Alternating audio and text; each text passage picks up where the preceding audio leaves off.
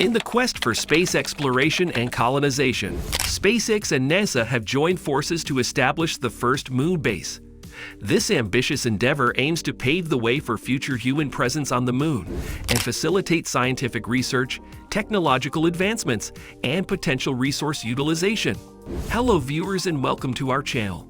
Today in this captivating video, we delve into the ambitious plans of SpaceX and NASA to collaborate on establishing the first ever moon base. So let's dive into the video and don't forget to hit the like button and subscribe the channel. Lunar Starship.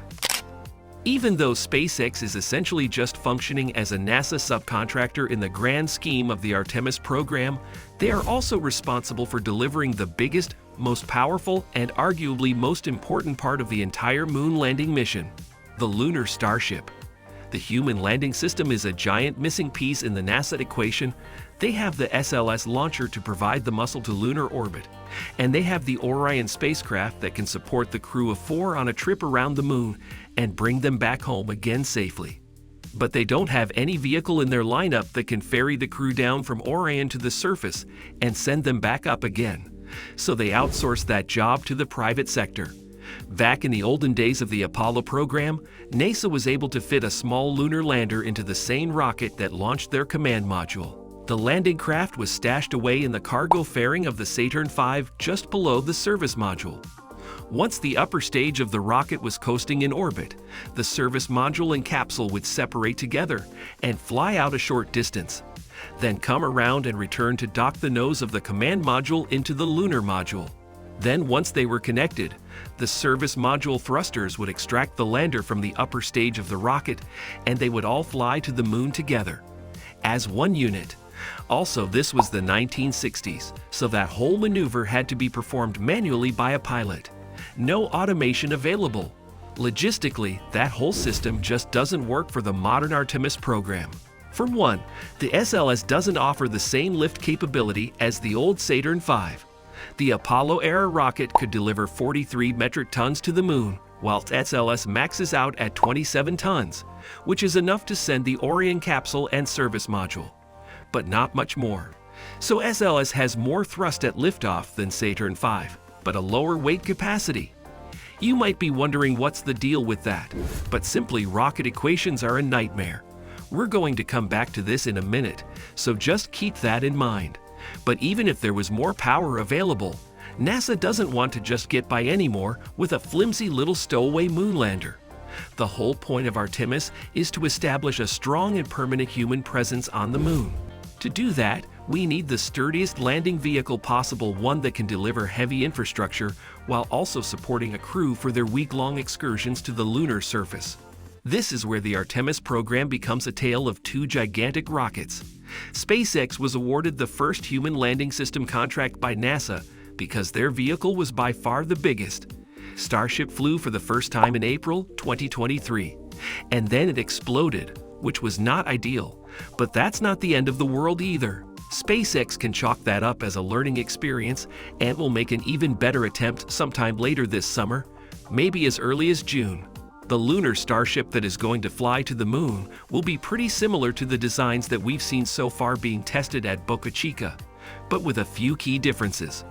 The most significant being that the Lunar Starship will never re-enter Earth's atmosphere, so it won't require the black heat shield or the big arrow flaps at the nose and tail of the upper stage. Among those being a new set of landing legs, there won't be any chopstick-armed Mechazilla towers waiting on the moon. These spindly legs that we saw on the earlier Starship prototypes won't do either. The Lunar Starship needs a wide, stable footprint to land on something more similar to a Falcon 9 booster. We've seen these in a few renderings mounted on the side of the vehicle.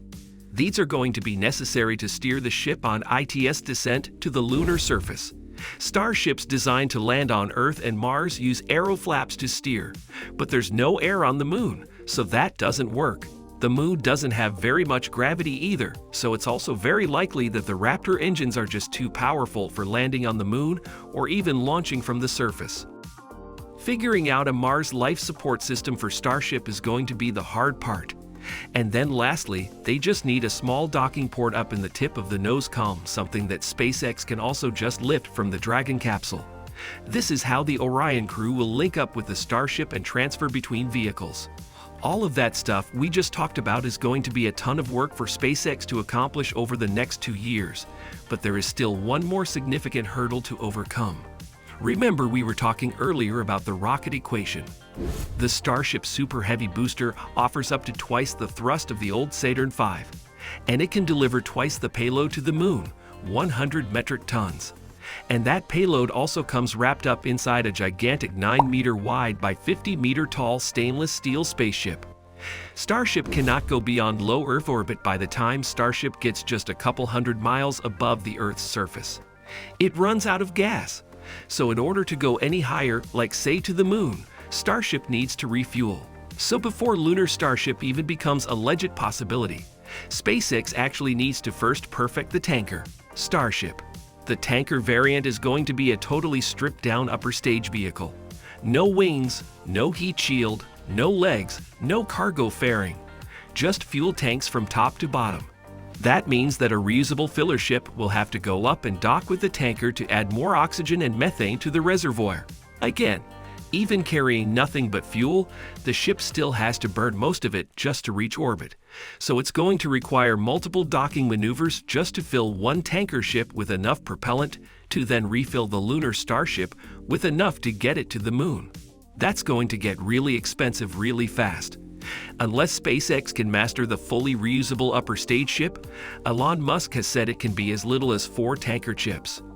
Others have claimed as many as 16 launches will be required to fill one Lunar Starship, and before the Lunar Starship can be verified for human spaceflight, SpaceX will need to perform one UNC crewed demonstration landing on the Moon prior to Artemis 3.